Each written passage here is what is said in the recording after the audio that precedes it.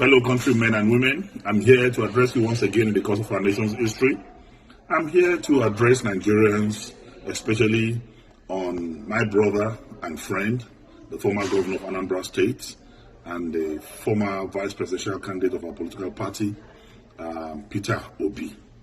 Peter Obi is one of the finest Nigerians who is intellectually mobile and administratively sagacious. He's a great Nigerian, and by the grace of God, he has the potential of being a great president in the nearest future.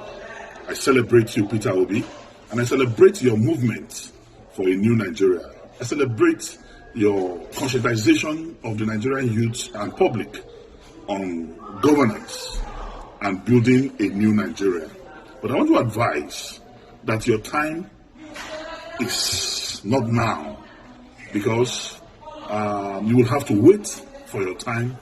I've listened to your postulations, I've listened to your arguments, I've listened to your deliveries, I've listened to your campaigns, and I can say that 90% of your campaign is dwelling on reducing the cost of governance. I mean, most of your campaigns is around cutting the costs of governance. And I want to tell you that the problem of this country is beyond just cutting the cost of governance. The problem of this country is beyond reducing the cost of governance.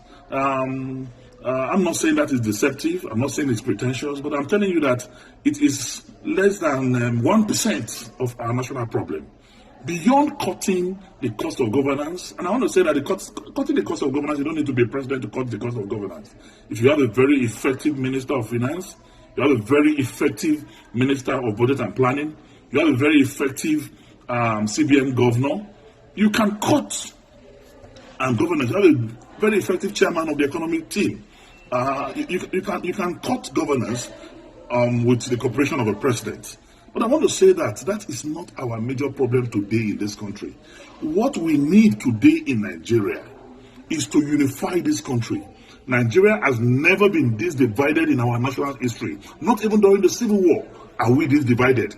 There is no trust between the North and the South. There is no trust between the East and the North. There is no trust between the West and the South and the Southeast. So we need one character who have the capacity and capability to unite us together as a nation first, because we need to first believe in ourselves as people. We need to believe in our unity. We need to believe in our togetherness, even before we can make progress, because without unity there can be no peace, and without peace there can be no development. So first, we need a unifier. Who can unify this country? Today I want to ask sincerely, Peter Obi and his supporters, can Peter Obi be trusted by a typical Katsina man or somebody from the northern part of this country? Can he be trusted as an Igbo man by Middle Belters, by core northerners? The answer, in every sincerity of purpose of heart and commitment, is no. So we need one Nigeria who is going to be trusted by every part of this country, who the North will believe in, who the South will believe in. And that person, without blinking my eyes, is Atiku Abubakar, who, when it was dangerous for any northerner to talk about the issue of devolution of powers, when it was dangerous for any northerner to talk about the issue of restructuring, he did, with every boldness in him. Today, Atiku Abubakar married a Yoruba man, have Yoruba sons. Atiku Abubakar married Igbo woman, he has Igbo children. Atiku Abubakar married Hausa woman, he has Hausa children. Married a Fulani woman, he has Fulani children. He's a pan-Nigerian, he's a true African Nigerian man. Only him, among those who are candidates of presidential, who are candidates of any political party today, seeking for the presidency of this country, have the capacity and potential to bring us together as a nation. So I want to say, it is time for us to think. I encourage the crusade, the movement started by Peter Obi to continue. Move from campus to campus, move from community to community, move from one progressive group and organization from this country to another, to campaign for the new Nigeria that is to come, and be part of the movement of Atiku Abubakar to rebuild, to restructure, to reorganize, and reboot Nigeria as a country. We must speak the truth, and the truth is the truth. You are a great Nigerian. I salute your political and intellectual sagacity.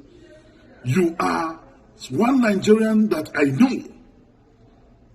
Tomorrow, there's a space for you.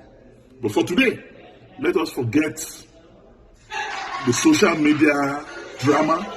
Let us forget the diaspora euphoria. The truth of the matter is we need a unifier. We need one Nigerian that can solve the problem of insecurity in this country. We need a Nigerian that will have intel from every security facet of our national life. We need a Nigerian that will get intel from Cameroon, from Chad, from Mali, from Benin. We need a Nigerian that have that capacity to solve the problem of Boko Haram, banditry, and kidnapping, because he has intel and connection with the security network in the South African region. And that Nigerian today is Atiku Abubakar.